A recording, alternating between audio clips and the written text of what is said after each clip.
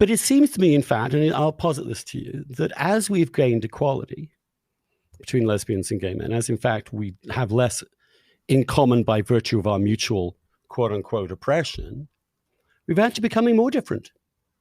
As you find in Scandinavian countries that they've done serious studies on, they find that the countries with greater formal gender equality, equality of opportunity, actually turn out to have a greater variety of choices. And women in those countries tend to pick more feminine than they do in society, more feminine, quote unquote, ways of earning a living than those who are in more inegalitarian societies. As if you have real equality, then men and women will pick what they really want to do. And what they really want to do with their lives are very different one from another. They just are. So that with more equality, we're going to have more sexual difference, not less. That's what these studies are suggesting. Well, then I'd say we should try out full equality and see what happens. I do too. I haven't read those studies, so I cannot speak to those. But it's a fascinating paradox that the more equality you create, the more difference will actually occur. So that for example, in poorer developing countries, where industry and labor and all the rest of it is so much more vital, women have to work in a way that men have to work. Their choices of jobs are very similar to men, but when they have more freedom to pick and choose what they want to do, you'll find that they go into various professions that seem to be, more generally speaking, about dealing with people, as opposed to men who seem to be more predisposed to dealing with things. And that's the general distinction. And in social science, there is no dispute about that dramatic divide between men and women, about the kinds of professions and jobs they want to do.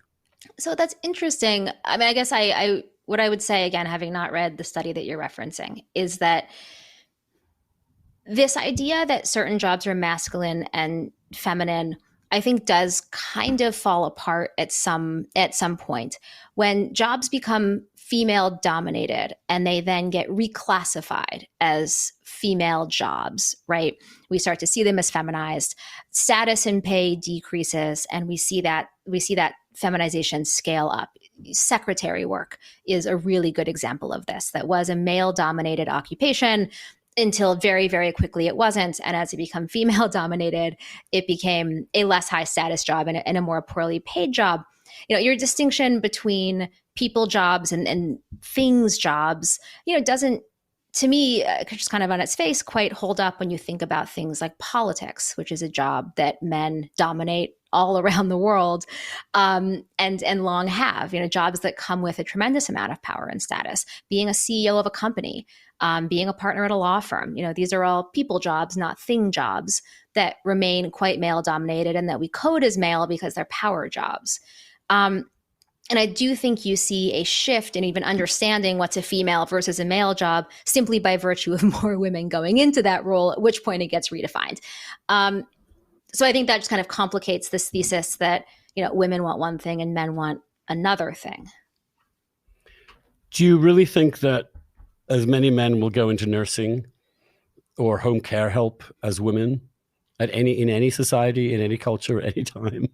I mean, I wish they would. Home healthcare work is physically intensive work. You are lifting people up, you are carrying them. Having upper body strength would be hugely helpful. I do think that men are just as capable at being caring and compassionate and doing care work as women are, just as I think women are just as capable as men, of doing the work of politics and aggression. Do they want to?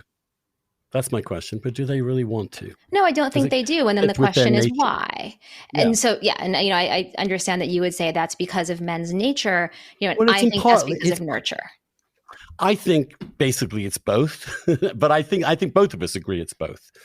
But I think we disagree on the balance between the two. And I tend to be more of a believer that we have slightly ignored or overlooked or downplayed biology in favor of culture, and that you think the opposite. But I don't think any serious person denies that both are involved.